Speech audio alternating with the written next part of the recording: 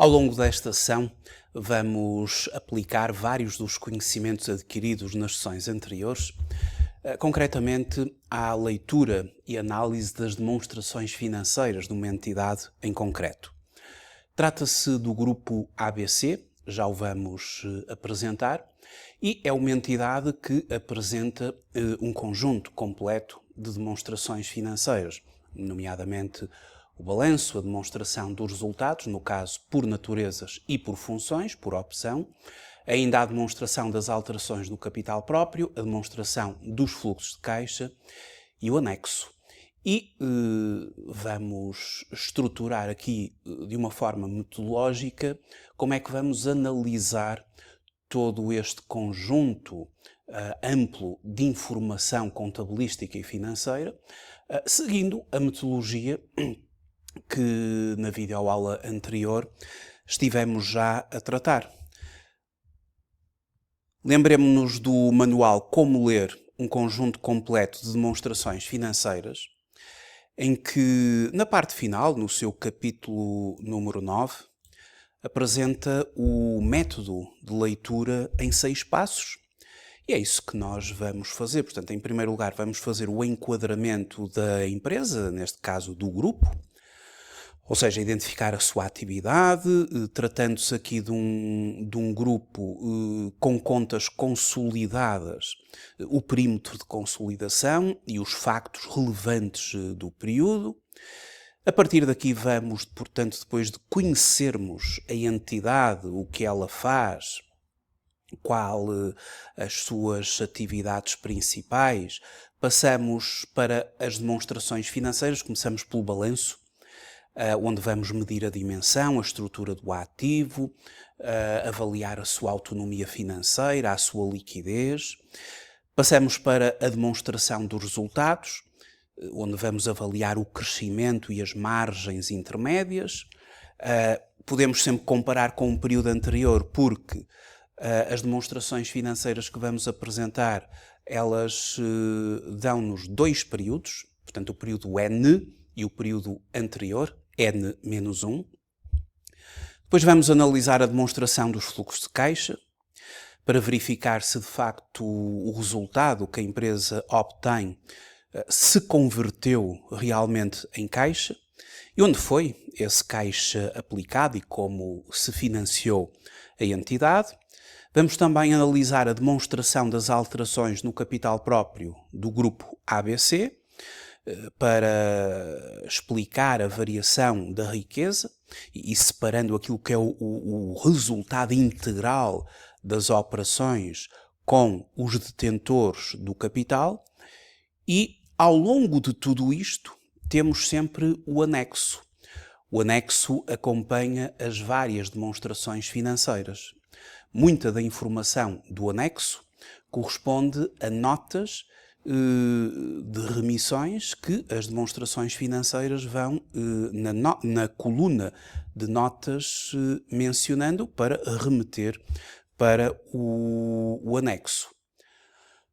Ao longo de tudo isto, vamos sempre relembrar qual é a relação entre, portanto, como é que as demonstrações financeiras estão interligadas.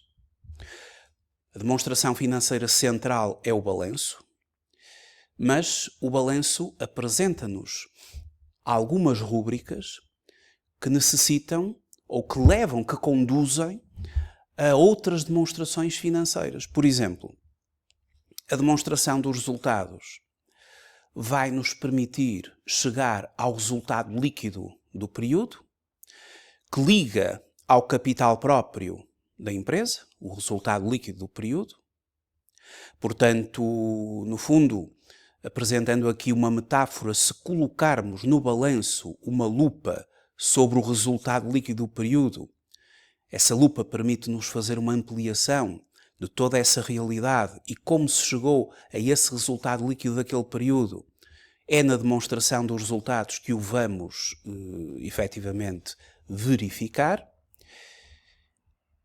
A demonstração dos resultados, ela é concebida, elaborada na base do regime do acréscimo, onde os rendimentos e os gastos são reconhecidos no período a que dizem respeito, independentemente do recebimento ou do pagamento a ocorrer em período ou em períodos subsequentes. E, portanto, a demonstração dos resultados pode evidenciar que a empresa obteve lucros e isso pode não corresponder ao caixa e depósitos bancários que a empresa possui. Uma empresa pode ter lucros e pode não ter caixa. E, ao contrário, também é uma possibilidade. Logo, quando no balanço, no ativo corrente, nos focarmos em caixa e depósitos bancários, que é realmente o dinheiro que a empresa possui àquela data de relato, se colocarmos uma lupa, utilizando mais uma vez a metáfora, sobre caixa e depósitos bancários, temos uma ampliação dessa realidade e como é que a empresa gerou esse caixa. Isso é-nos dado na demonstração dos fluxos de caixa, as origens e os destinos do dinheiro, que explicam o saldo final que se apresenta no balanço, em que uma parte vai ser gerada pela exploração, pelo ciclo da exploração, pelas atividades da exploração, outra parte pelas atividades de investimento e outra parte pelas atividades de financiamento. As três juntas, somando o caixa do início do ano, corresponde ao caixa final e é esta ligação que se faz depois ao balanço.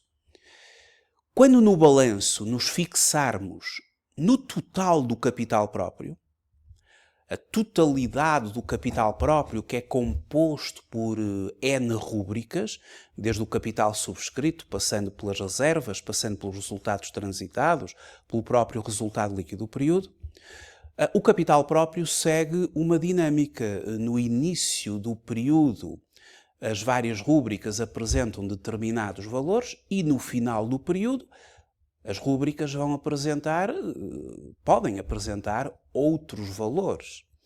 E essa dinâmica, essa dialética que acontece, esse caminho desde o início do ano até ao final do período, é-nos apresentado através da demonstração das alterações do capital próprio, onde vamos ter o saldo inicial das rúbricas, depois o resultado integral, que pode ir além do resultado líquido, porque existem rendimentos, existem gastos que são refletidos no capital próprio da empresa, sem passar pela demonstração dos resultados, contempla apenas classe 7 e classe 6, rendimentos e gastos. E temos também operações com detentores de capital, que vão conduzir ao saldo final, distribuições, etc., que vão provocar essas alterações que o capital próprio vai ter, tomando como ponto de partida o início do ano e como ponto de chegada o final do período. E o balanço indica-me o valor total do capital próprio no final daquele período, a 31 de dezembro do período N. Mas no início do ano os valores poderiam ser outros. E essa dinâmica ela é mostrada então pela demonstração das alterações do capital próprio. E depois temos o anexo. O anexo vai nos acompanhar ao longo das várias demonstrações financeiras, porque o anexo tem, fundamentalmente, nas suas notas, a desagregação de muitos dos valores que estão agregados nas demonstrações financeiras. Já vamos ver, efetivamente, a função que o anexo vai ter e a sua grande relevância na leitura das demonstrações financeiras. Bom, o manual onde constam o conjunto completo de demonstrações financeiras do grupo ABC é o manual que agora se apresenta, a leitura na prática de um conjunto completo de demonstrações financeiras e, seguindo a metodologia que já havia explicado, que já expliquei, começamos pelo enquadramento do grupo ABC, para conhecer efetivamente o que é que eles fazem, quem são, quais as entidades que fazem parte deste grupo. O grupo ABC dedica-se à fabricação e à comercialização de tintas e vernizes, com duas linhas de produto: tintas para a indústria automóvel e tintas para a construção civil. Portanto, a atividade principal corresponde à classificação de atividade económica 20.301 e o grupo, para além disto, desenvolve ainda, através de uma subsidiária dedicada à atividade de promoção imobiliária, que corresponde à subclasse 68.120, ali em termos de classificação de atividade económica. Verifica-se então seguidamente como é que o grupo está estruturado. Portanto, temos a empresa-mãe, e depois subsidiárias e associadas, conforme a relação que é contemplada aqui nesta parte do manual e que fica assim visível. A empresa-mãe, Grupo ABC SA, a empresa-mãe, uma empresa-mãe de outra ou seja, o que é que significa ser a empresa-mãe? Uma empresa é mãe de outra quando tem o poder de definir as políticas financeiras e operacionais dessa outra. Poder que se presume existir quando detém mais de metade dos direitos de voto. E, portanto, isto não é uma questão de dimensão, é uma questão de controlo. E daqui decorrem duas consequências que é importante fixar. A primeira é que a empresa-mãe tem dois conjuntos de contas. As suas contas individuais, que refletem apenas a sua própria atividade, e as contas consolidadas, que refletem a atividade do conjunto. E são as contas consolidadas que nós aqui vamos ler. Portanto, a segunda questão é que a empresa-mãe é também ela uma empresa que fabrica e vende e neste caso, não simplesmente detentora de participações. As contas que vamos analisar são contas consolidadas, nomeadamente o balanço consolidado, a demonstração dos resultados por naturezas e por funções consolidadas, e consolidar significa apresentar o conjunto das empresas como se fosse uma só. Ou seja, na prática são três operações ao nível da consolidação das contas. De uma forma muito breve e sucinta, somam-se linha a linha os bens, as dívidas, os rendimentos e os gastos da empresa-mãe e das respectivas subsidiárias. Eliminam-se as operações e os saldos entre elas, para que uma venda de uma empresa do grupo a outra não apareça como venda do grupo a terceiros, percebe-se perfeitamente, e separa-se, tanto no capital próprio como no resultado, a parte que pertence aos acionistas da empresa-mãe da parte que pertence aos outros sócios das subsidiárias. E, portanto, no fundo, e de uma forma muito breve, estas são as operações fulcrais da consolidação. Aquilo que nós vamos ler e analisar é o balanço consolidado a 31 de dezembro do período N e também comparativamente com o período N-1, a demonstração consolidada dos resultados por naturezas períodos findos a 31 de dezembro de N e de N-1, também a demonstração dos resultados por funções, a demonstração consolidada das alterações do capital próprio, a demonstração consolidada dos fluxos de caixa e o anexo com as suas notas. E o anexo é muito importante porque ele vai acompanhar toda a leitura. Por exemplo, a partir da nota número 6 do anexo, no caso em concreto, começamos a ter as remissões dos valores agregados nas demonstrações financeiras para a sua desagregação. Por exemplo, a nota número 6, no balanço, é referente aos ativos fixos tangíveis. Portanto, quem está a analisar ou a ler o balanço começa pelo ativo não corrente, o ativo de médio e longo prazo. E a primeira rúbrica com que se depara são os ativos fixos tangíveis, que a 31 de dezembro do período N prefazem 559.226, considerando que estamos perante valores expressos em milhares de euros. E no ano anterior, 355.212. Portanto, há aqui uma evolução muito significativa desta rúbrica de ativos fixos tangíveis. Mas esta leitura, apenas pelo balanço, dá-nos um valor agregado. 559.226, 355.212. Mas como é que são compostos estes ativos fixos tangíveis?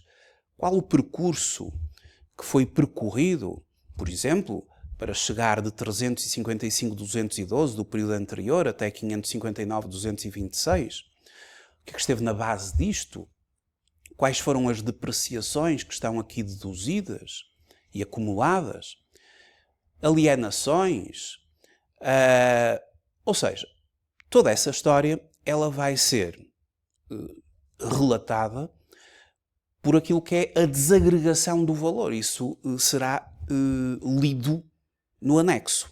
Portanto, o anexo, muito dele, e nós temos aqui um conjunto de cerca de 31 notas, é precisamente para nos permitir compreender como é que rúbricas que estão agregadas num só valor nas demonstrações financeiras, através de um quadro, como é que elas se desagregam, e para compreender melhor toda a história daquela rúbrica. Então, começando pelo balanço, para além do manual da formação, que, como eu já disse, leitura na prática de um conjunto completo de demonstrações financeiras, eu produzi em Excel toda a informação que acompanha o manual,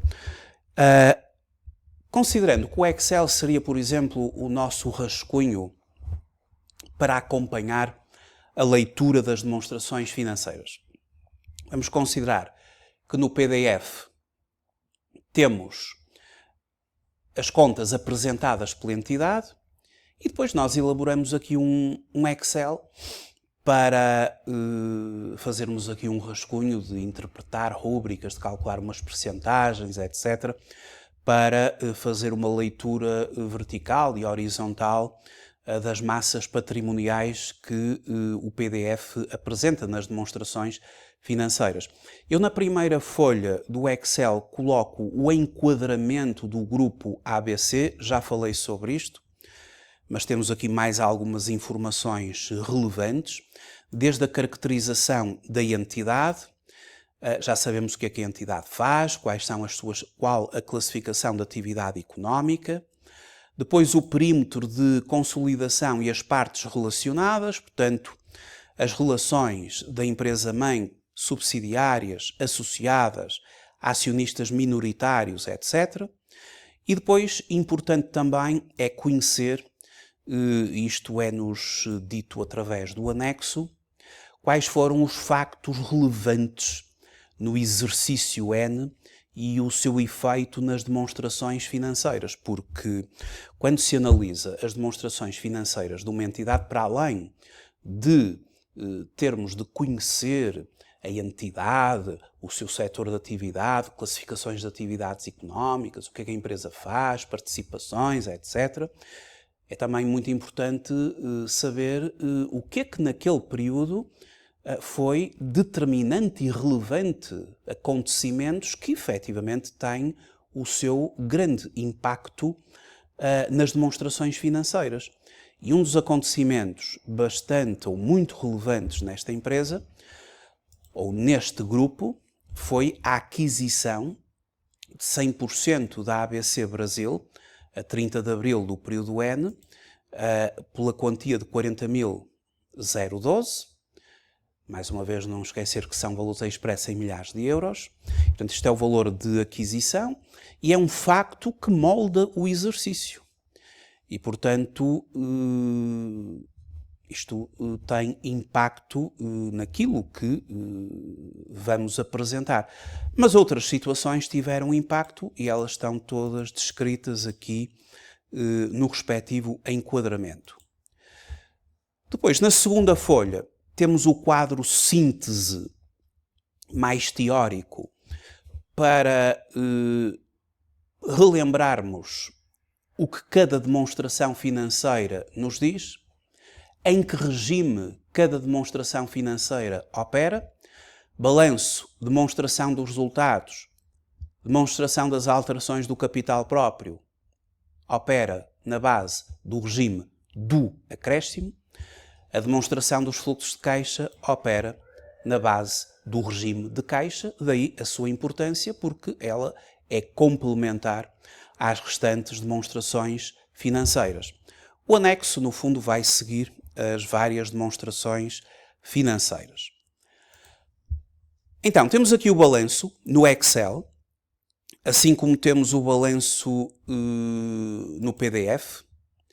O PDF é exatamente o balanço que o grupo ABC apresenta, mas no Excel eu faço aqui, portanto, o tal rascunho que eu referi, não é? Para melhor analisar esta demonstração financeira. Portanto, coloco exatamente os mesmos valores que são apresentados, logicamente, pela entidade, e depois faço uma análise vertical e uma análise horizontal. Ou seja, dentro daquilo que é a análise vertical, começo por calcular em percentagem o peso que cada uma das rúbricas do ativo tem sobre a totalidade desse mesmo ativo.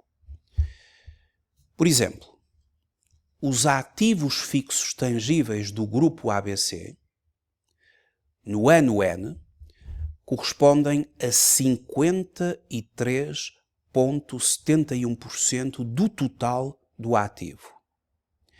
É a rúbrica mais relevante do ativo da empresa.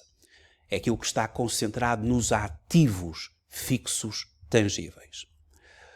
No ano anterior, portanto, data de relato de 31 de dezembro de N-1, os ativos fixos tangíveis, que se cifravam em 355.212, correspondiam a 45,77% da totalidade do ativo naquele ano, que era de 776.040.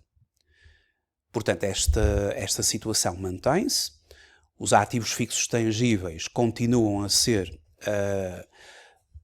a rúbrica com maior materialidade, portanto, mais relevante dentro daquilo que são as contas consolidadas e, dentro da análise vertical, cada uma destas percentagens, no fundo, diz-me o peso que essa rúbrica tem em relação a todo, em relação ao conjunto do ativo. Outra situação que estas percentagens nos dão é o seguinte, e ainda dentro de uma análise vertical. Logicamente que o ativo corresponde a 100% e Quando nos fixamos, por exemplo, no total do capital próprio, o total do capital próprio sobre o ativo corresponde a 46,81. No ano anterior, 42,45. Portanto, esta empresa, ela financia o seu ativo, e vamos aqui nos focar no ano N, em 46,81 através de capitais próprios. E o resto? O resto tem que ser financiado através de dívida, através de passivo.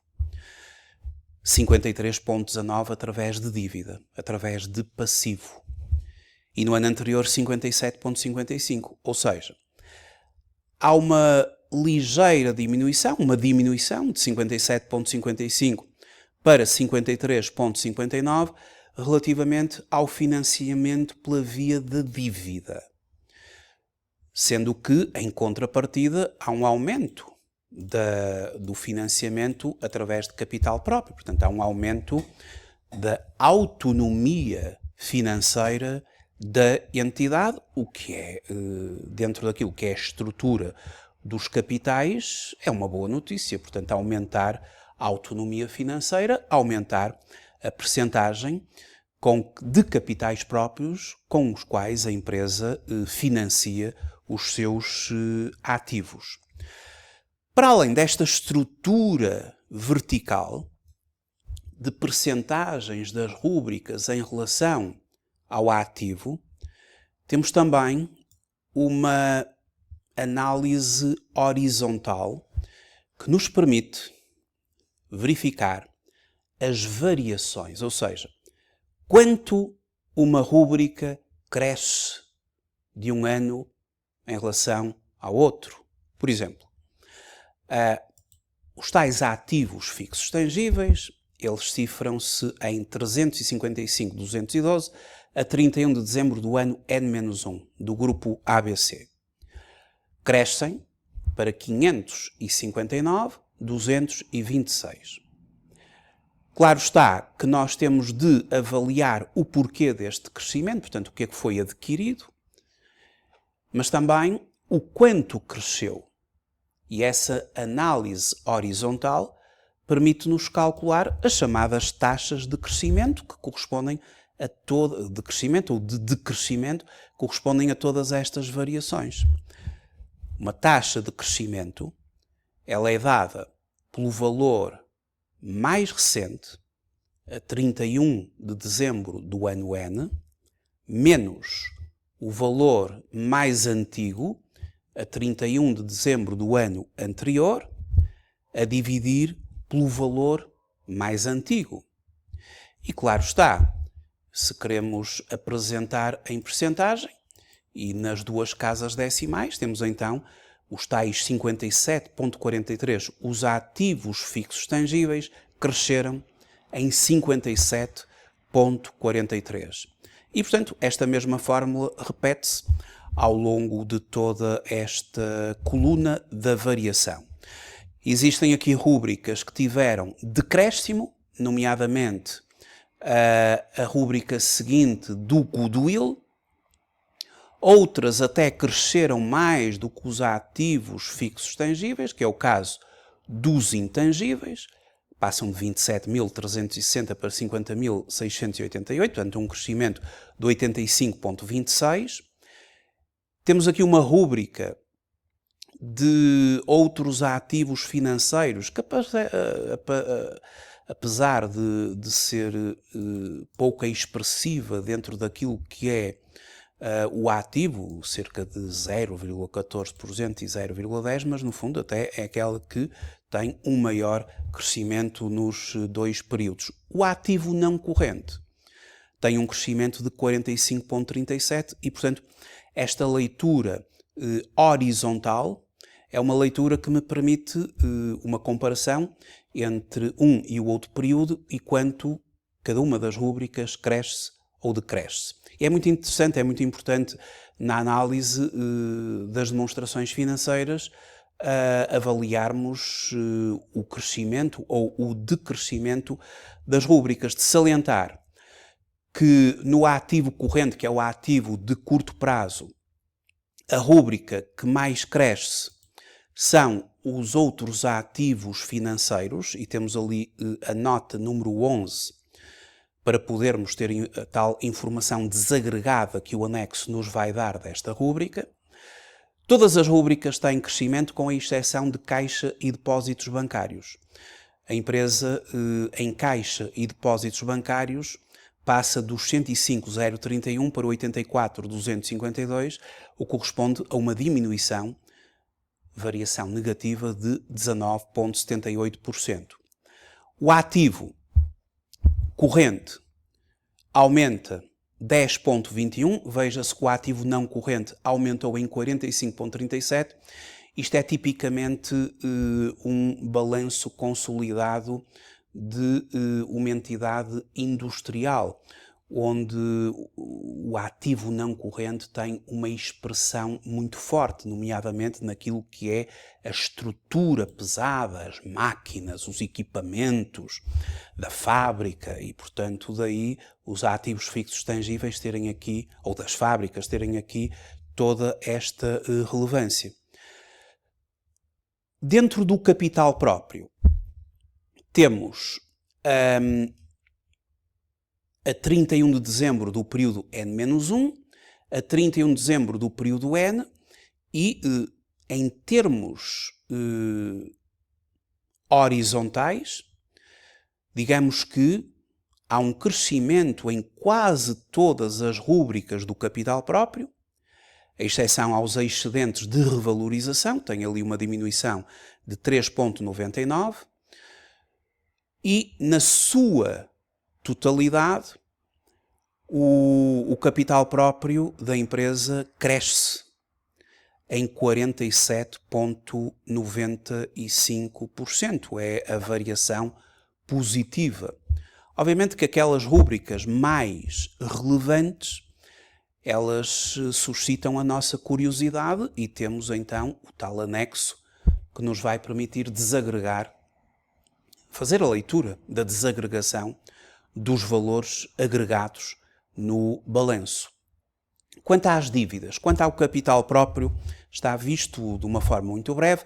Quanto às dívidas, temos o passivo não corrente, que faz parte dos capitais permanentes, portanto é uma dívida de médio e longo prazo, que no fundo esta dívida de médio e longo prazo total do passivo não corrente em análise vertical corresponde a 37,97, estou-me a referir ao período N, contra os 53,19, aliás, contra os 15,22 daquilo que é o passivo corrente. O total do passivo tem um peso de 53,19, portanto, a dívida está mais concentrada no médio e longo prazo do que no curto prazo. É essa a conclusão que tiramos daqui, o que é de salutar. E no período anterior,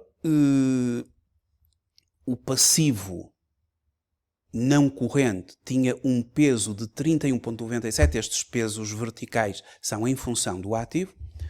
Digamos que o ativo era financiado em 31,97 por passivo não corrente, em 25,58 por passivo corrente, ou seja, 57,55 por passivo, e claro está, a outra parte tem que ser por capital próprio, porque o ativo é financiado por passivo mais capital próprio.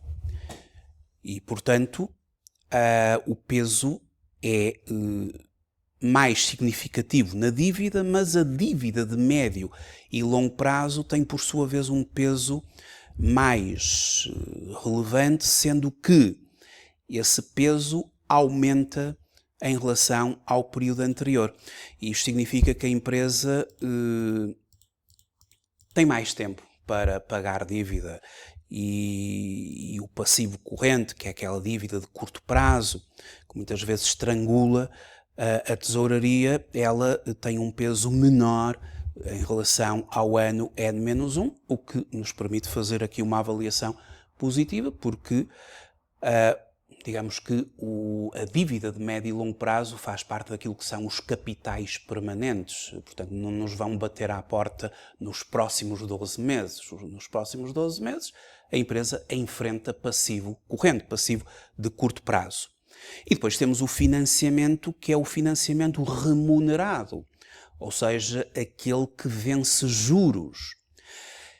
E aqui temos os financiamentos obtidos, que correspondem a 35,08 em passivo não corrente, dívida onerosa, portanto, vence juros.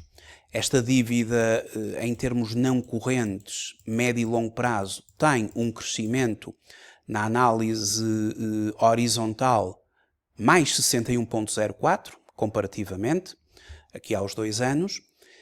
E o passivo corrente, mas no âmbito da dívida onerosa, daquela que vence juros, temos ali os financiamentos obtidos que tiveram uma diminuição.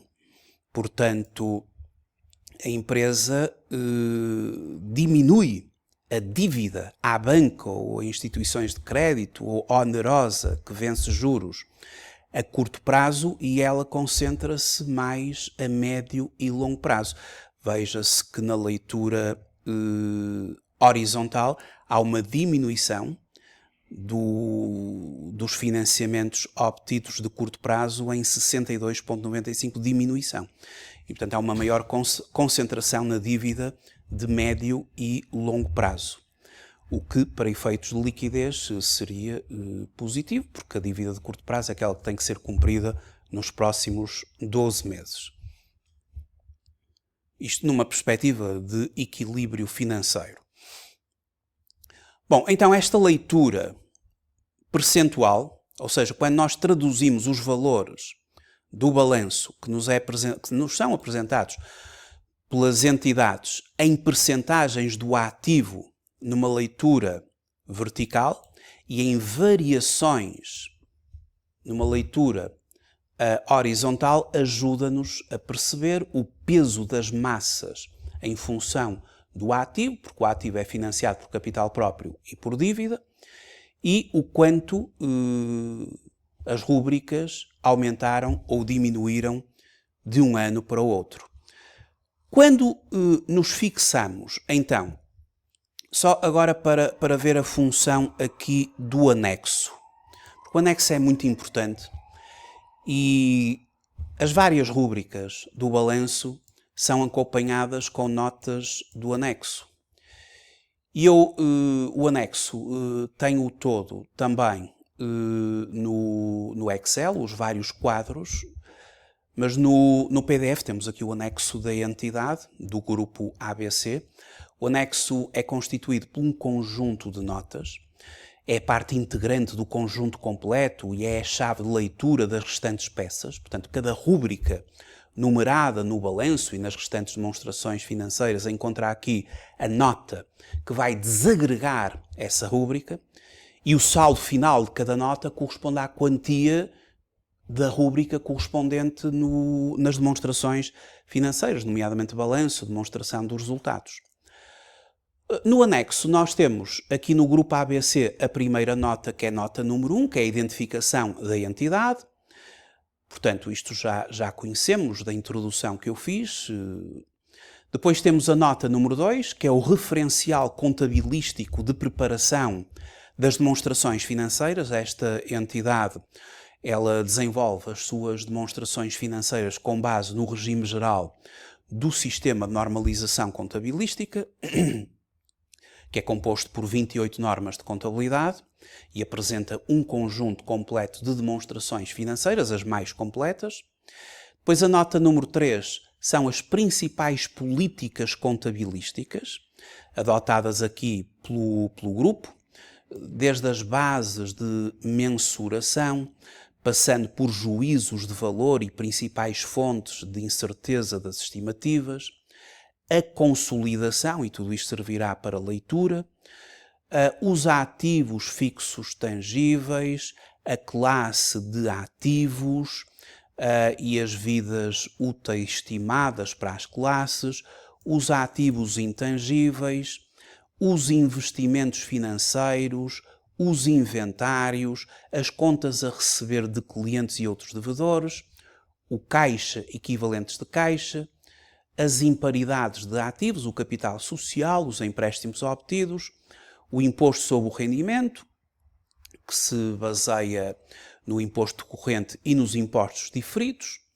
os benefícios dos empregados e aquilo que o grupo dispõe em termos de planos de benefícios, as provisões, o reconhecimento do rédito, também as políticas de conversão cambial, de locações, de gestão dos riscos financeiros e as estimativas contabilísticas importantes e ainda os julgamentos importantes na aplicação das políticas contabilísticas. Portanto, o leitor das demonstrações financeiras deve fazer assim uma leitura destes enquadramentos que nos permitem conhecer assim o grupo, as suas políticas e depois começam as tais notas em que a nota número 4 é fluxos de caixa, a nota número 5, partes relacionadas e caixa e depósitos bancários, portanto, os valores inscritos em caixa e depósitos bancários, o que eles compreendem em termos de caixa e depósitos.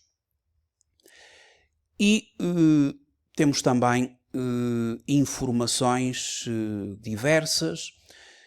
A nota número 6, os ativos fixos tangíveis e, por exemplo, quem se depara com o balanço ativos fixos tangíveis, nota número 6, 31 de dezembro do período N 559-220 e pergunta como é que isto é formado, como é que se chegou a este valor, o que é que compõe este valor. No ano anterior, 355-212, como é que era formado, que equipamentos, que depreciações foram feitas, que aquisições, que alienações. Então tem que haver uma desagregação do valor. E essa desagregação do valor vai-nos então conduzir, no caso concreto, à nota 6, onde nós temos um mapa que nos indica que os ativos fixos tangíveis são compostos por terrenos e edifícios, por equipamentos básicos e de transporte. Obviamente estamos a falar de uma empresa industrial, não é? Já vimos isso. E por equipamento administrativo. E no dia 1 de janeiro de N-1, porque temos aqui dois períodos, temos N-1 e N, qual o valor de aquisição ou reavaliado àquela data para cada um dos elementos, as depreciações acumuladas e o valor líquido ou as quantias escrituradas. Depois, o que aconteceu ao longo do exercício N-1? Excedentes de revalorização que foram reconhecidos, aquisições que foram reconhecidas em todas as tipologias de ativos fixos tangíveis, vendas que foram feitas, nomeadamente em equipamento básico e de transporte, equipamento administrativo, as depreciações que ocorreram no final, e portanto estão aqui registadas, e o valor líquido no dia 31 de dezembro do período N-1, que é aquele que aparece no balanço em relação a N-1, só que no balanço aparece 355.212. E aqui nós temos a desagregação do valor 355.212. Por isso eu dizia que estas notas permitem-me verificar a desagregação dos valores agregados nas demonstrações financeiras. E agora, a partir de 31 de dezembro de N-1, que corresponde a 1 de janeiro do ano N, o que é que ocorreu? Que dinâmica ocorreu aqui nesta rúbrica dos ativos fixos tangíveis?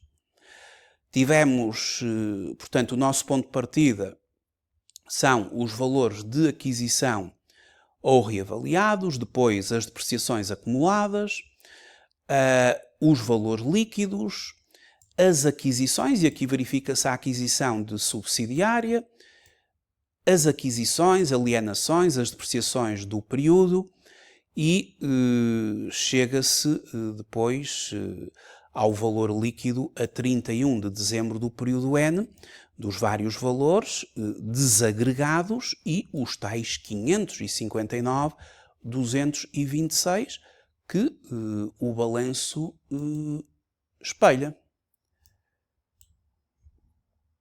Portanto, estes dois valores estão assim justificados pela leitura daquele mapa. E isso acontece nas diferentes rúbricas das demonstrações financeiras. Portanto, nesta leitura, se quisermos obter a desagregação do goodwill, temos que ir à nota 7. A desagregação dos ativos intangíveis, à nota 8. Das participações financeiras, pelo método da equivalência patrimonial e a dinâmica ocorrida através deste método, ler a nota 9 do anexo. Outros investimentos, nota 10 e por aqui fora. Portanto, as várias notas que o balanço faz, remetendo para o anexo. E, portanto, na folha de cálculo aqui Excel e também no PDF, depois das várias demonstrações financeiras, eu coloco aqui as notas para todas as rúbricas que estão identificadas com nota e como é que os tais valores agregados no balanço, na demonstração dos resultados, são desagregados nas tais notas para se compreender, então, a história, a dinâmica, os factos que ocorreram e que levaram a um determinado valor que as demonstrações financeiras indicam e que não podem desagregar. A desagregação é feita no anexo e é para isso que o anexo serve. Ora, o balanço em causa, ele identifica no capital próprio o capital subscrito, as ações próprias, os prémios de emissão, as reservas legais e sempre numa linha horizontal o quanto a rúbrica cresce ou decresce de um período para o outro. Portanto, as reservas legais tiveram aqui um aumento significativo, os resultados transitados tiveram um aumento muito significativo entre o período N-1 e o período N, um crescimento de 145,29, e o resultado líquido do período, que é incorporado no balanço. Temos aqui o resultado líquido do período atribuível aos detentores de capital da empresa-mãe. E o resultado líquido do período, ele vai ser verificado nas suas diversas componentes de rendimentos e de gastos na demonstração dos resultados. Portanto, se nós colocarmos, como eu referi, uma lupa no balanço sobre o resultado líquido do período, quer de um ano, quer do outro, não é? Crescimento de 4,8 em termos de resultados líquidos. O resultado líquido do período a corresponder a 16,19% do ativo no ano N e 20,85% no ano N-1. Portanto, ali um decréscimo do peso que este resultado tem no total do ativo. Se quisermos ampliar esta realidade, porque isto é uma fotografia a 31 de dezembro do ano N e do ano N-1, o balanço é uma fotografia dos valores àquela data, mas como é que a empresa chegou a 161.833 de resultado líquido no período anterior? Como é que o grupo? E como é que o grupo chegou a 168.596 no período N? Ora, colocando a lupa sobre este valor, nós vamos até à demonstração dos resultados. E, portanto, seguidamente temos a demonstração dos resultados. E a demonstração dos resultados mostra como se chegaram, ou como se chegou, ao resultado líquido do período. A sua leitura vertical permite-nos verificar o volume de vendas agregado, e veja-se que vendas e serviços prestados tem um aumento de 41,16 na leitura horizontal. Aqui, no âmbito da demonstração dos resultados, aqui neste rascunho, entre aspas, que corresponde aqui a estas colunas para fazer uma leitura mais elaborada dos pesos, aqui nós fazemos a rúbrica, em concreto, como percentagem das vendas ou como percentagem do volume de negócios. Claro que o volume de negócios corresponde a 100% dele mesmo, não é? Agora, as próximas rúbricas são sempre em percentagem do volume de negócios. Qual o peso daquela rúbrica em função do volume de negócios. Portanto, o volume de negócios é constituído por vendas e serviços prestados. Isto na leitura vertical. Na leitura horizontal é o quanto a rúbrica cresceu ou decresceu de um ano em relação ao outro. As vendas cresceram 41,16%. E mais uma vez não esquecer, para efeitos pedagógicos, que o crescimento ou o decrescimento é sempre o valor mais recente menos o valor mais antigo a dividir pelo valor mais antigo.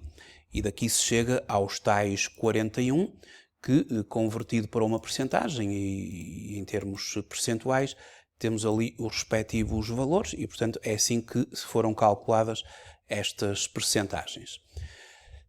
Bem, a rúbrica de vendas e serviços prestados, que se verifica aqui um crescimento. Depois temos ganhos e perdas, ganhos ou perdas imputadas a subsidiárias associadas a empreendimentos conjuntos. Portanto, aqui temos rendimento, ou pelo menos valor positivo entre ganhos e perdas. Isto advém do método de equivalência patrimonial. A variação nos inventários da produção também entra aqui como rendimento. E depois temos os gastos, os custos, o custo das mercadorias vendidas, os fornecimentos e serviços. Veja-se os gastos aumentarem significativamente, portanto, no fundo, acompanharam também o aumento do volume de negócios. Os gastos com pessoal, que passam de 99.600 para 123.600, a que corresponde um aumento de 24,10%. Temos aqui imparidades de dívidas a receber, provisões. Veja-se que as imparidades têm uma diminuição, as provisões têm um aumento. Depois, aumentos, reduções de justo valor. Aqui são aumentos, portanto, aqui são reduções porque se traduz em rendimento. E temos outros rendimentos de 360, 480 e forma-se o primeiro resultado da empresa, o primeiro resultado contabilístico, que é o EBITDA. O EBITDA do grupo passa de 249.411 para 351.325, um crescimento de 41,86%. Depois os gastos de depreciação e amortização e as imparidades de investimentos depreciáveis, formando-se pela diferença entre o EBITDA e estes gastos, o chamado EBIT, o resultado operacional da entidade, que passa dos 212.593 para 269.756, correspondendo a um aumento de 26,89%. Dentro daquilo que é a análise vertical, quando nós dividimos o resultado EBITDA pelo volume de vendas, obtemos a margem EBITDA.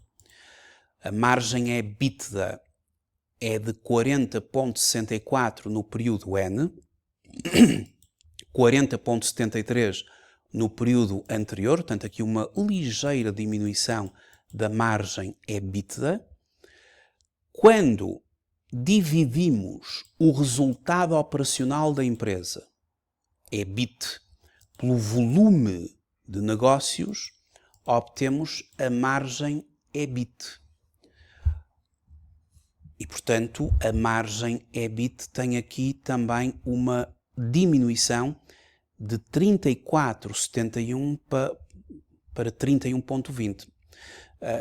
Por exemplo, dizer que a margem EBIT, ou a margem operacional do grupo, é de 31,20, significa que por cada 100 euros de volume de negócios, restam 31,20 euros para fazer face aos encargos, aos gastos que virão a seguir. Ou, por outras palavras, por cada 100 euros de vendas, ficam ainda 31,20 para fazer face a juros e a imposto. Então, seguidamente temos os juros e o imposto. Portanto, temos os juros e o imposto. Obviamente, sendo aqui uma concentração empresarial, haverá juros obtidos e juros suportados, mas veja-se que o resultado financeiro é negativo, mais juros suportados do que obtidos. Os juros obtidos têm um decréscimo de 16,67, os juros suportados têm um aumento de 18,06 na leitura horizontal. E depois temos o RAI, o resultado antes de impostos. E o resultado antes de impostos tem uma variação positiva de 26,95. Portanto, todos os resultados contabilísticos do grupo tiveram variações positivas. Se dividirmos o resultado antes de impostos pelo volume de vendas, temos a margem EBT. E essa margem de 30,16, por exemplo, indica que por cada 100 euros de vendas restam 30,16 para fazer face ao que virá a seguir. E o que virá a seguir é o imposto. Estas margens permitem-nos ter aqui uma leitura de cascata.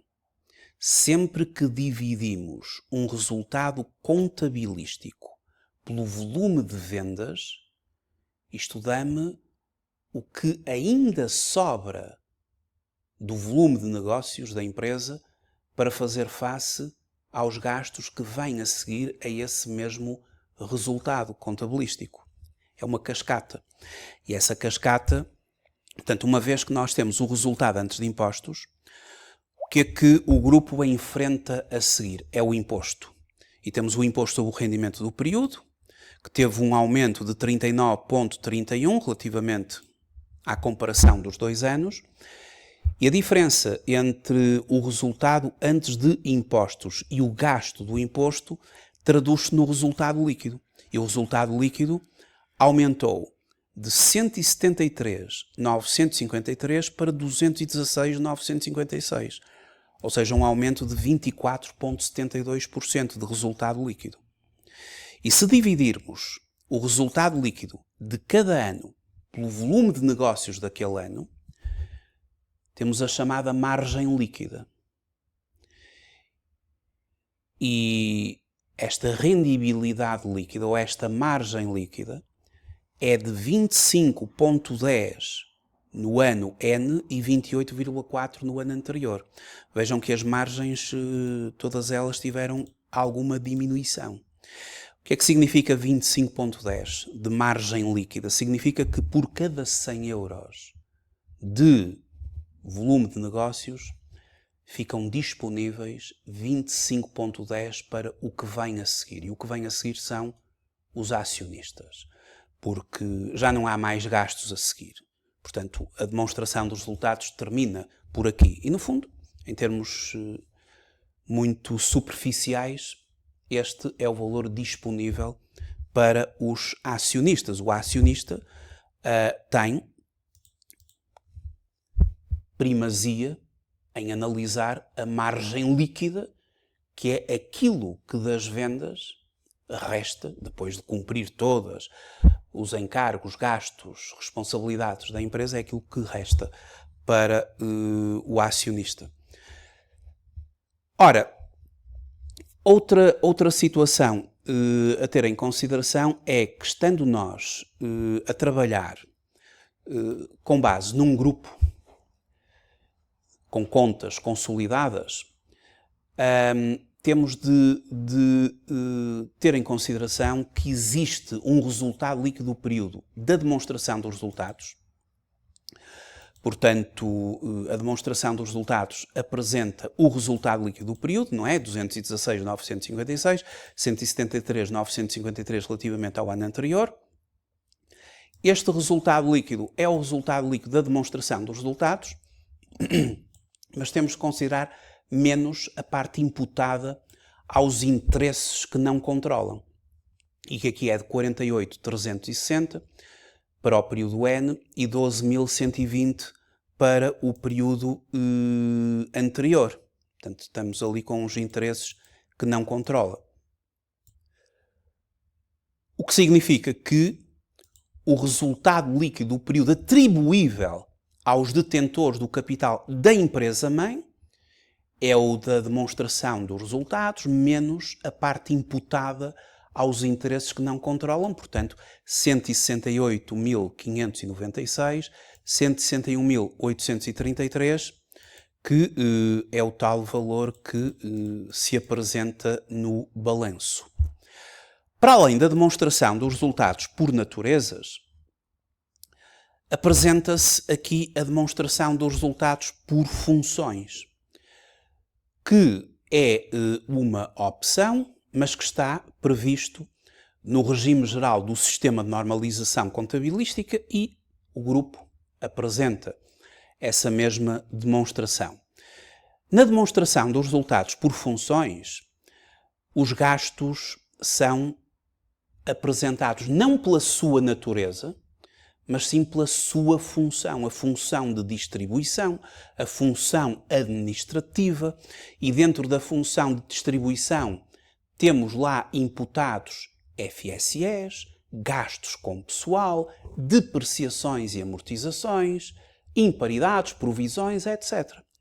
Dentro dos gastos administrativos temos lá imputados gastos com pessoal, temos imputados depreciações, amortizações, FSEs, e, portanto, na base de percentagens de imputação que uma contabilidade analítica, uma contabilidade de gestão permite trabalhar, esta entidade apresenta, assim, a sua demonstração por funções, de resultados por funções, onde temos o resultado bruto, que é um resultado contabilístico, que na demonstração dos resultados por naturezas não é apresentado de forma formal. O resultado bruto é a diferença entre as vendas e serviços prestados e o custo dessas mesmas vendas e desses serviços prestados. Portanto, é a primeira grande linha de resultado contabilístico, e ele é importante, e daí esta demonstração dos resultados por funções ser assim importante, e acresce à demonstração, acresce valor na análise financeira à demonstração por naturezas, e veja-se que este resultado contabilístico ele tem um aumento dos 324.240 para 480.360, portanto um aumento de 48,15. E se dividirmos o resultado bruto de cada ano pelo volume de negócios, temos a chamada margem bruta, 55,57 no período N e 52,95 no período N-1. Veja-se que a margem bruta é a única das margens que aumenta de um ano para o outro. Vimos na demonstração por naturezas que as margens, margem EBITDA, margem EBIT, a margem EBT, a margem líquida, todas elas diminuíram. Esta, a bruta, aumentou. Aumentou porque, digamos que houve aqui, dentro daquilo que é o custo das mercadorias, o seu aumento foi menos proporcional relativamente ao aumento do volume de vendas. Em termos de resultado bruto, temos assim identificado. Depois surgem os vários gastos divididos ou imputados pelas funções que, efetivamente, a empresa desenvolve, distribuição, portanto, gastos administrativos. Forma-se o resultado operacional da empresa. Veja-se que aqui nós não conseguimos ver quais são as depreciações, quais são as amortizações, quais são as provisões. Porquê? Porque elas estão distribuídas, de acordo com percentagens, pelas funções, diferente daquilo que é a sua natureza, que a demonstração dos resultados por naturezas nos permite ver. Portanto, elas no fundo são as duas importantes e permitem-nos complementar aqui a informação. Temos o resultado operacional, o EBIT, aqui vai-se direto para o EBIT, como não há identificação de depreciações e amortizações, imparidades em investimentos depreciáveis, não há aqui a apresentação do EBITDA. O EBITDA surge na demonstração dos resultados por naturezas. E na demonstração dos resultados por funções, parte-se do resultado bruto, chega-se ao resultado operacional ou ao EBIT, que é exatamente o mesmo da demonstração por naturezas. Depois, a margem EBIT, que tem então a tal diminuição, conforme já tínhamos visto na outra. Os gastos de financiamento, que aqui são líquidos, portanto é o resultado financeiro, são os juros obtidos menos os juros suportados, logicamente mais suportados do que obtidos. Na demonstração dos resultados por naturezas, temos as duas rúbricas, não é? Temos os obtidos e temos os suportados. Aqui nas funções temos a diferença, sendo negativa, o resultado financeiro é negativo, e, portanto, a empresa suportou mais juros do que obteve, normal, dentro de uma atividade industrial. O resultado antes de impostos, exatamente igual à demonstração de resultados por naturezas, o imposto e o resultado líquido, e depois a formação do resultado líquido, a sua atribuição aos detentores de capital da empresa-mãe e aos interesses que não controlam, portanto, a respectiva desagregação. Bom, voltando, portanto, uma vez analisada a demonstração dos resultados, portanto, a demonstração dos resultados por naturezas e por funções, claro está, chegam exatamente ao mesmo resultado líquido, ao mesmo resultado antes de impostos, ao mesmo resultado operacional, mas por funções apresenta-se ali o resultado bruto, que é, digamos que a primeira grande linha de avaliação dos resultados contabilísticos da empresa. É preciso ter um resultado bruto robusto para poder enfrentar todo o conjunto de gastos que vem depois. E, neste caso, aqui evidenciados pelas suas funções. E a verdade é que esta empresa cumpriu, este grupo cumpriu, apesar de que temos aqui de realçar que as várias margens diminuíram, exceto a margem bruta, ou seja, o resultado bruto a dividir pelo volume de negócios, que teve aqui um aumento e que eu já expliquei em que é que isso se traduz.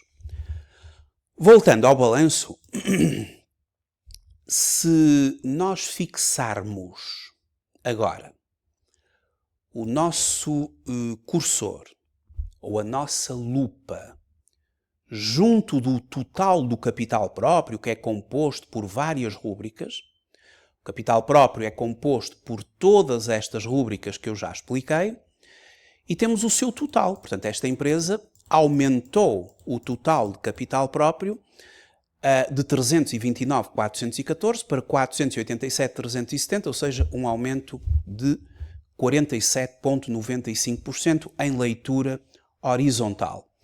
E o capital próprio financia 46,81% do ativo, autonomia financeira em ano N, e 42,45% no ano N-1, portanto um aumento ali da autonomia financeira, que é sempre bem-vindo. Agora, Se colocarmos uma lupa sobre o total do capital próprio, nós perguntamos, mas como é que se passou, como é que temos aqui um valor de 487.370, ou seja, como é que a empresa formou esta riqueza? A demonstração das alterações do capital próprio vai ser a resposta. E o que é que a demonstração das alterações do capital próprio nos vai permitir ver? Como é que se fez este caminho de 329.414 no início do ano, porque o final de N mais 1 é o início de 1 de janeiro de N. E como é que foi feito este caminho até atingir 487.370? Portanto, há aqui um ponto de partida, que são 329.414, que era aquilo que pertencia aos acionistas a 1 de janeiro, e há um ponto de chegada de 487.370, que é aquilo que lhes pertence em 31 de dezembro. E entre um e outro há uma diferença de 157.956, e a demonstração das alterações do capital próprio explica esta diferença. E, portanto, seguidamente analisamos a tal demonstração das alterações do capital próprio, a demonstração consolidada das alterações no capital próprio. Temos, portanto, como aqui estamos perante 2 anos, eu começo por colocar o saldo em 1 de janeiro de N-1, portanto, 1 de janeiro de N-1, a demonstração das alterações no capital próprio é uma matriz. Portanto, tem aqui um formato de matriz. Colunas e linhas. As colunas são exatamente as rúbricas do capital próprio do balanço. Exatamente. E as linhas é aquilo que altera, ou aquilo que provoca alteração. E, portanto, temos o saldo em 1 de janeiro de N-1, temos os factos cujo reconhecimento provocou alteração, o resultado líquido, o resultado integral, que além do resultado líquido incorpora as variações patrimoniais positivas, negativas, não refletidas no resultado líquido, portanto, rendimentos e gastos que foram reconhecidos diretamente no capital próprio e não na demonstração dos resultados, as distribuições de resultados e o saldo em 31 de dezembro de N-1, que é aquele que figura no balanço a 31 de dezembro de N-1. Portanto, temos ali o caminho todo percorrido até chegar aos saldos em 31 de dezembro, que são aqueles que temos no balanço àquela data. 31 de dezembro de N-1 corresponde a 1 de janeiro de N. Logo, repetem-se exatamente os mesmos valores. E depois vem a história. Ou seja, onde se verificaram alterações no período, no caminho de 1 de janeiro do ano N a 31 de dezembro de N-1. Temos realização do excedente de revalorização de ativos fixos tangíveis, temos diferenças de conversão de demonstrações financeiras, temos a incorporação do próprio resultado líquido, o resultado integral, e depois temos as operações com os detentores do capital do período, realizações de capital, compra de ações, distribuições de resultados e outras operações. E, portanto, este conjunto de operações que foram efetuadas ao longo do período são elas que, no fundo, provocaram um aumento, no caso concreto, final, não é? Do capital próprio, cujas rúbricas, a 31 de dezembro de N, se cifram nos valores apresentados, e podemos sempre comparar início do ano, caminho e final do ano, para cada uma das rúbricas, reservas legais no início do ano. Depois, as distribuições, que neste caso é parte do resultado líquido, do resultado transitado, que imputou às reservas legais e que as aumentaram para 15.724. Resultados transitados, o seu valor final, portanto, o ponto de partida, as ocorrências e o seu valor final, para cada um das rúbricas do balanço.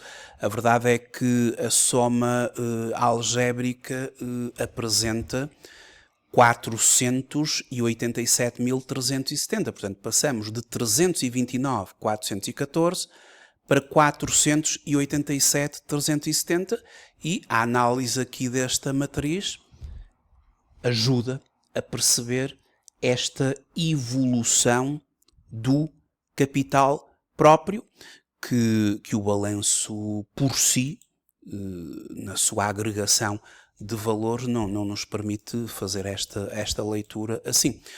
Portanto, colocando a lupa sobre a totalidade do capital próprio portanto, relativamente aos dois períodos, colocando esta lupa, nós somos levados às alterações ou às alterações do capital próprio e temos lá, efetivamente, porquê esta evolução, e neste caso é uma evolução positiva, porque, conforme o balanço aqui por mim construído, aqui nestas análises verticais e horizontais, a análise horizontal verifica que há uma variação positiva de 47,95, porque está justificada na demonstração das alterações do capital próprio.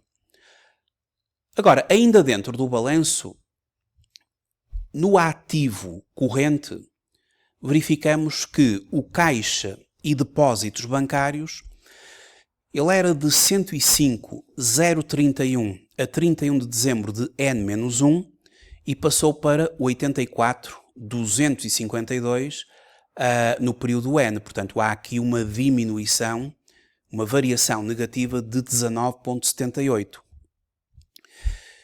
Se colocarmos então a tal lupa por cima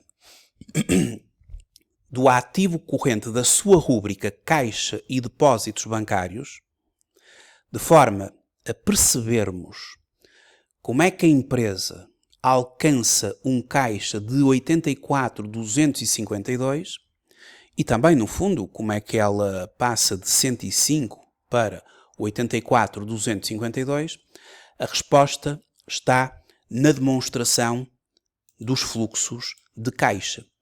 E, portanto, seguidamente analisamos a demonstração dos fluxos de caixa. A demonstração dos fluxos de caixa segue o regime de caixa, ou seja, aqui nós temos apenas os recebimentos e os pagamentos ocorridos neste perímetro, portanto, neste grupo. Começamos com os recebimentos de clientes, com os pagamentos a fornecedores, com os pagamentos ao pessoal, portanto, aqui, obviamente, a agregação. Estamos a falar de uma consolidação, de uma demonstração consolidada, o caixa gerado pelas operações e depois o pagamento do imposto, aqui o pagamento do imposto e outros recebimentos e pagamentos. Claro que o pagamento do imposto é um pagamento líquido porque a empresa paga o imposto estimado menos os pagamentos por conta. Isto em termos de uma empresa geral. Em termos gerais, os fluxos de caixa das atividades operacionais passam de 73.178 para 268.104. Portanto, gera-se mais na exploração no ano N.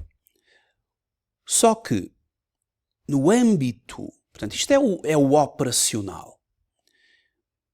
E depois temos os fluxos de caixa das atividades de investimento. Quanto o grupo pagou relativamente à aquisição de ativos fixos tangíveis, de ativos intangíveis, de investimentos financeiros, aquilo que pagou e aquilo que recebeu no âmbito de vendas, de alienações. E como estamos num âmbito de participações financeiras, juros que podem ter sido obtidos, recebidos e dividendos que podem ter sido recebidos.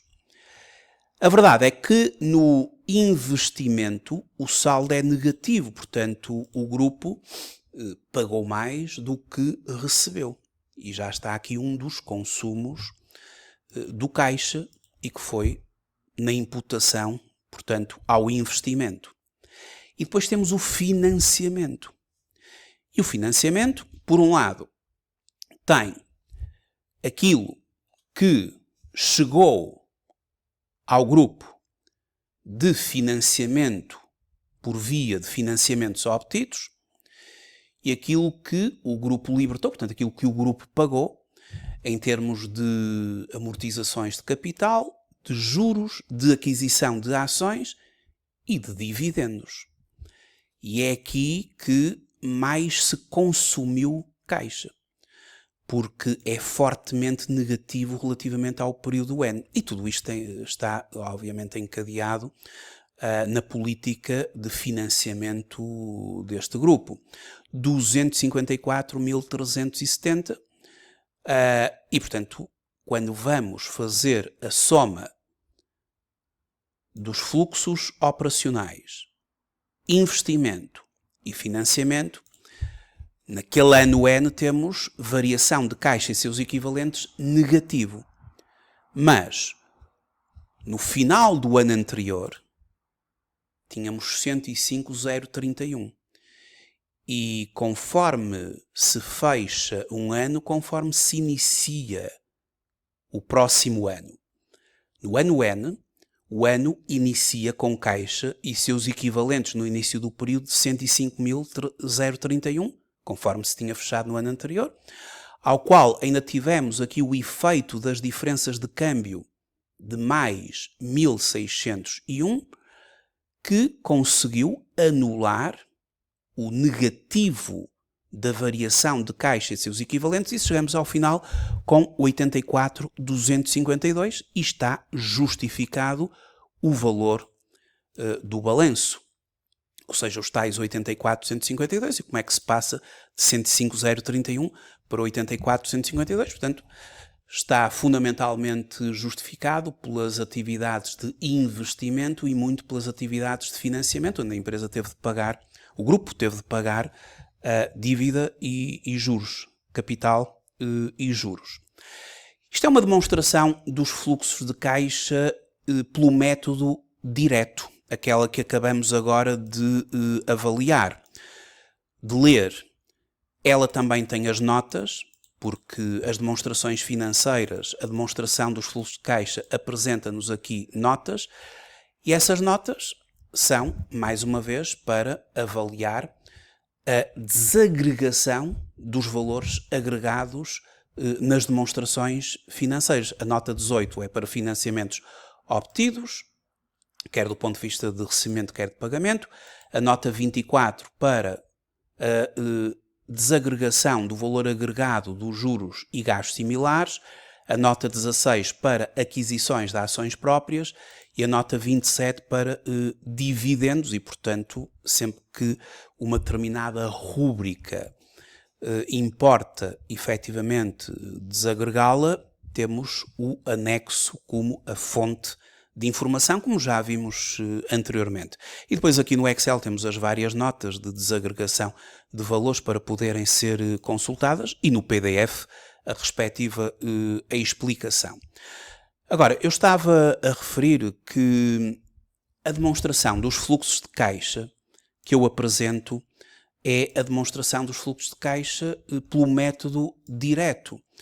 Ou seja, o grupo, de acordo com o sistema de normalização contabilística, é obrigado a apresentar a demonstração dos fluxos de caixa pelo método direto, porque o sistema de normalização contabilística assim indica. No entanto, eu dou muito valor ao método indireto e gosto sempre de o reproduzir. Não é para apresentar, porque nós apresentamos as demonstrações financeiras oficiais conforme o sistema de normalização contabilística nos obriga, mas para efeitos de análise financeira, de análise económico-financeira e para estudo da empresa, é importante nós não perdermos a metodologia do método indireto.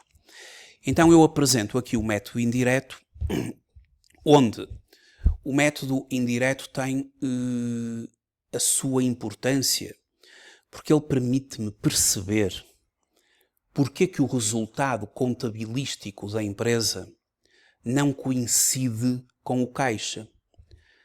Isso é uma verdade. Portanto, esta empresa, no próprio balanço, não é? No próprio balanço, nós verificamos que o caixa e depósitos bancários corresponde ali a 84.152 e no ano anterior 105.031.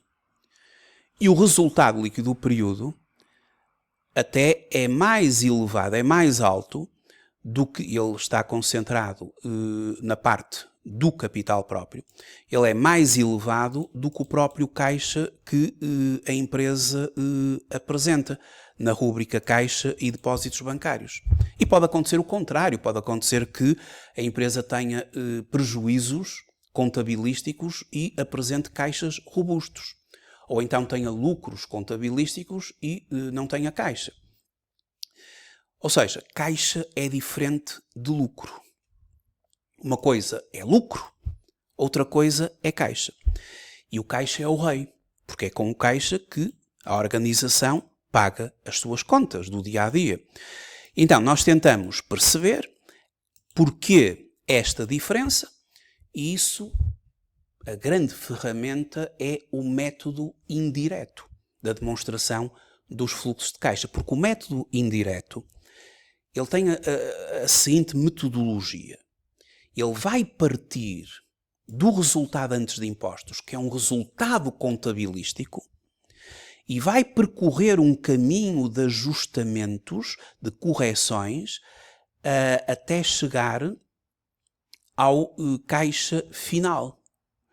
E, portanto, é fundamental até chegar ao caixa final, ao caixa e seus equivalentes no fim do período. Portanto, ano N, 84.252. Portanto, tomando como ponto de partida o resultado antes de impostos da demonstração dos resultados de 260.756, temos como ponto de chegada em termos de caixa 84.252, que é aquilo que figura no balanço a 31 de dezembro do período N. Mas como é que se faz este caminho? Como é que se faz esta conciliação?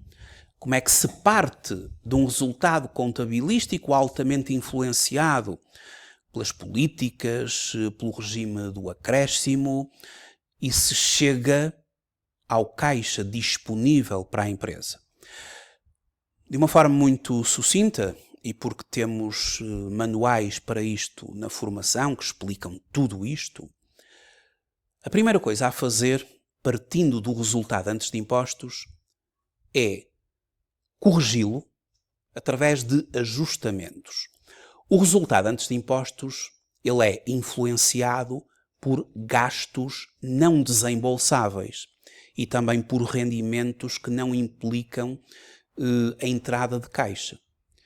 Um gasto não desembolsável é um gasto que aparece na demonstração dos resultados, mas que não se traduziu em dinheiro que saiu da empresa. São as depreciações, as amortizações, são as perdas por imparidade e, portanto, tudo isso tem que ser devolvido, tem que ser acrescido para começar a corrigir este resultado. Temos de, no fundo, corrigi-lo tirando-lhe o efeito dos gastos não desembolsáveis e significa acrescê-los, porque eles subtraíram na demonstração dos resultados, não têm impacto no caixa, são aqui acrescidos. Se fosse um rendimento, como uma reversão, iríamos diminuir. Então, fazemos toda essa estrutura de depreciações, amortizações, provisões, ou seja, todos estes gastos ou rendimentos não caixa, e chegamos ali ao total dos ajustamentos. Entretanto, também é preciso retirar o efeito dos juros suportados e dos juros obtidos, porque nós colocamos-los nas atividades de financiamento e nós vamos começar por chegar ao caixa das atividades operacionais. E, portanto, temos que retirar o efeito de todas estas componentes e chegamos ao total dos ajustamentos que tem ali a sua tradução num valor de 78.592, que é a soma algébrica das várias correções. Portanto, gastos não caixa, rendimentos não caixa, ajustá-los. Os gastos acrescem, os rendimentos diminuem. Depois, temos a questão das variações das necessidades de fundo de maneio. Portanto, aqui vigora o regime do acréscimo, já sabemos, no balanço e na demonstração dos resultados, e nós temos de verificar, em termos de recursos cíclicos e em termos de necessidades cíclicas, as variações que ocorreram entre dois períodos do balanço. E aqui temos os dois períodos, porque temos N-1 e N. Começamos com os inventários, que é uma necessidade cíclica. Quanto eles variaram entre N-1 e N, variaram negativamente 23.748, porque a 31 de dezembro eram de 96.600, em 31 de dezembro de N-1, 72.852, portanto há uma diferença de 23.748. Esta diferença é um aumento, os inventários aumentaram, e quando um ativo cíclico aumenta de um período anterior para um período mais recente, isso significa que consome caixa. Portanto, a empresa tem mais inventários, deixou de vender e, consequentemente, isto consome-lhe o caixa. E quando consome caixa, quando há um aumento de um ativo cíclico, que significa um consumo de caixa, ele vai entrar com sinal negativo. É consumo de caixa, é menos caixa. Isto também acontece nos clientes. A 31 de dezembro do ano N, o saldo de clientes era de 51.600 e em 31 de dezembro de N-1, 42.000. Isto são os dados do balanço. Eu só coloquei aqui para facilitar agora a análise. Portanto, o saldo de clientes teve um aumento de 9.600 euros. É um aumento de um ativo corrente cíclico da exploração. Um aumento de um ativo corrente cíclico ou da exploração provoca consumo de caixa. Porque as dívidas dos clientes aumentaram. Aumentaram de 42 para 51.600. Eu deixei de receber este valor. Este valor ainda não foi recebido. Esta diferença. E enquanto não é recebida, o dinheiro não está do meu lado, está do lado dos clientes. Este grupo está a financiar os clientes. E, portanto, um aumento deste ativo corrente cíclico consome caixa. Se fosse ao contrário, se fosse diminuição de um ativo corrente cíclico, isso libertava caixa. Se fosse ao contrário, ou seja, a dívida estava em 51.600 e passou para 42.000, eles devem menos é porque pagaram. E, portanto, entrou caixa. É o contrário, aqui devem mais, portanto, consumiu caixa. E esse consumo vai ali com sinal negativo. Quanto aos fornecedores, os fornecedores são passivo. E, portanto, o passivo significa que são dívidas a pagar. eu tinha 101.566, eu, grupo, de dívidas a pagar, a 31 de dezembro do ano mais recente. Tenho 106.273, as minhas dívidas a pagar a fornecedores aumentaram para 4.707. Bem, enquanto eu não pagar, o dinheiro vai circulando deste lado do grupo. Então, mais caixa. Ou seja, um aumento de um passivo corrente cíclico tem impacto na demonstração dos fluxos de caixa a nível de aumento do caixa disponível. Se fosse diminuição, é porque eu tinha pago dívida e isso teria impacto negativo no caixa. Estas são as interpretações que ocorreram e, portanto, temos aqui a variação das necessidades de fundo de maneio, que é a soma algébrica. Há aqui uma outra rúbrica que vem do balanço, que são as outras dívidas a pagar, que também aumentam e têm uma variação positiva de um período para o outro, o que significa um maior aporte de caixa. Temos o caixa gerado pelas operações, o imposto sobre o rendimento pago, outros pagamentos operacionais e o total do caixa das atividades operacionais, que são 268,104, que correspondem exatamente à mesma quantia que foi obtida pelo método direto. Portanto, o método indireto tem que chegar aos mesmos valores. Segue é outra metodologia. Uma metodologia de conciliação do resultado antes de impostos, até transformar tudo isto em caixa. Temos então caixa das atividades operacionais e depois o investimento e o financiamento é igual ao método direto, portanto aqui não houve qualquer alteração e portanto não há diferença e chega-se ao valor de 84.252. Já sabemos que daquele ano a variação de caixa e seus equivalentes é negativa, mas como no início do ano tínhamos 105.031, mais as diferenças, entretanto o efeito das diferenças de câmbio, chega-se ao final com 84.252 e esta demonstração pelo método indireto permite-me perceber o que é que realmente consumiu o caixa e porque o resultado antes de impostos de 260.756 se transforma num caixa, em primeiro lugar, das atividades operacionais de 268, mas depois, no final disto tudo, de os tais, o tal valor que chegamos de 84.252. Está feita assim a conciliação. Este é o método indireto. Para terminar, alguns indicadores, rácios, indicadores.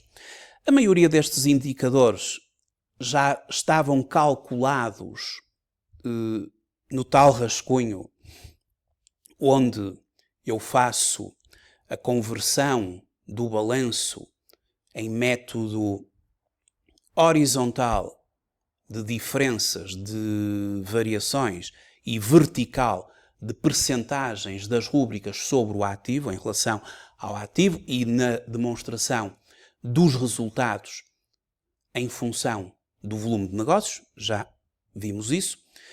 E então temos o crescimento das vendas, que foi verificado no grupo, entre N-1 e N. Temos o crescimento do ativo, o peso dos ativos nos ativos fixos tangíveis, ou o peso dos ativos fixos tangíveis em relação ao ativo, o peso do ativo não corrente, enfim, a margem bruta, que já vimos o que significa, o resultado bruto a dividir pelas vendas, e aqui obtivemos-lo a partir da demonstração dos resultados por funções, a margem antes de depreciações, que é a chamada margem EBITDA, e que eu já interpretei ao longo da sessão, a margem operacional, que é a margem EBIT, e aqui relativamente ao período N, eu expliquei que só a margem bruta aumentou, as restantes margens, todas elas sofrem ali alguma diminuição, apesar de se manterem robustas. Margem operacional, margem líquida, já sabemos que é sempre o resultado contabilístico em causa, conforme aqui está na fórmula, a dividir pelo volume de negócios, e vai-me sempre indicar o que ainda dispomos das vendas ou do volume de negócios para cumprir os gastos que virão a seguir. Temos também a taxa efetiva de imposto. A taxa efetiva de imposto é sempre calculada dividindo na demonstração dos resultados o imposto do período pelo resultado antes de impostos. Portanto, é uma taxa efetiva, tanto no ano como no outro, que é inferior à taxa nominal para as grandes entidades em Portugal. Esta diferença baseia-se em benefícios fiscais que a empresa usufruiu. Autonomia financeira, que já falamos dela, dividir o capital próprio pelo ativo. A percentagem de capital próprio que está a financiar o ativo, 46,81 no período N, 42,45 N-1, portanto, mais autonomia financeira, e o seu complementar, que é o endividamento. Ou seja, o endividamento é o passivo a dividir pelo ativo. Se a autonomia financeira é 46,81, o endividamento tem que ser a diferença para 100, ou seja, 53,19. Por cada 100 euros de ativo, 46,81 é financiado por capitais próprios, 53,19 é financiado por dívida. Recorrendo à comparação com o período anterior, o financiamento via dívida diminui, o que é de salutar, e o financiamento via capital próprio aumenta, o que é de salutar. A autonomia financeira é um rácio de polaridade positiva, quanto maior, melhor. Endividamento é um rácio de polaridade negativa, quanto menor, enfim, melhor. Depois temos o passivo remunerado sobre capital próprio, que são os financiamentos obtidos a dividir pelo capital próprio. Portanto, esse passivo remunerado sobre o capital próprio tem ali uma diminuição, desce, apesar do aumento da dívida, porque o capital próprio cresceu mais em termos proporcionais. Temos a liquidez geral, que é o ativo corrente a dividir pelo passivo corrente. É também um rácio de polaridade positiva. Quanto maior for a liquidez geral, melhor. Ela tem aqui um aumento de 1,24 para 1,72, portanto, mais liquidez geral. A dívida líquida são os financiamentos obtidos menos o caixa que a empresa dispõe e que pode utilizar para liquidar, para pagar esses mesmos financiamentos. Portanto, no balanço, somando financiamentos obtidos no passivo não corrente e no passivo corrente e subtraindo o caixa, a verdade é que há um aumento bastante significativo, e vimos que esta empresa aumentou a sua dívida, e isso também lhe consumiu bastante caixa no pagamento das amortizações de capital, como era reveladora a demonstração dos fluxos de caixa. Depois temos a qualidade do resultado, que são os fluxos das atividades operacionais que vêm na demonstração dos fluxos de caixa, a dividir pelo resultado líquido. Um aumento desta qualidade do resultado, que é de salutar, é um indicador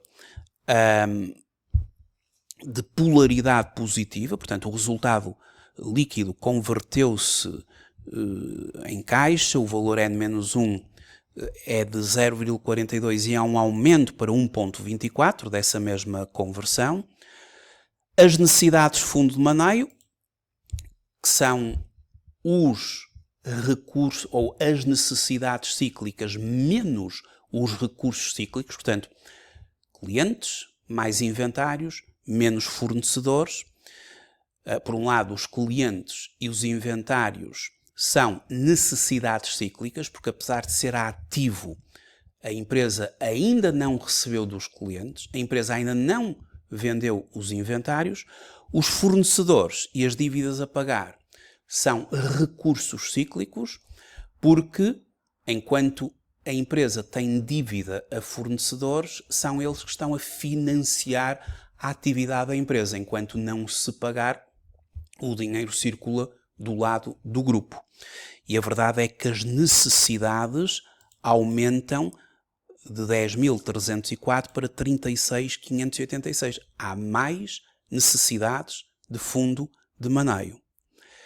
E depois o resultado por ação básico, que é o lucro atribuível aos acionistas, a dividir pelo número médio ponderado de ações, 2,70 passou para 2,46 e, portanto, há aqui uma diminuição deste resultado por ação básico. São alguns dos indicadores de uma análise financeira de natureza convencional que convém sempre fazer perante as demonstrações financeiras e, portanto, todos estes valores são fáceis de calcular, como eu expliquei, e permitem-nos fazer aqui uma avaliação geral do desempenho económico e financeiro da empresa. Depois, no manual, temos toda a interpretação sobre estes números, portanto, temos mais informação. Eu estou sempre a falar no manual leitura na prática de um conjunto completo de demonstrações financeiras, o nosso caso prático do grupo ABC, que acabamos agora de analisar. Até à próxima videoaula.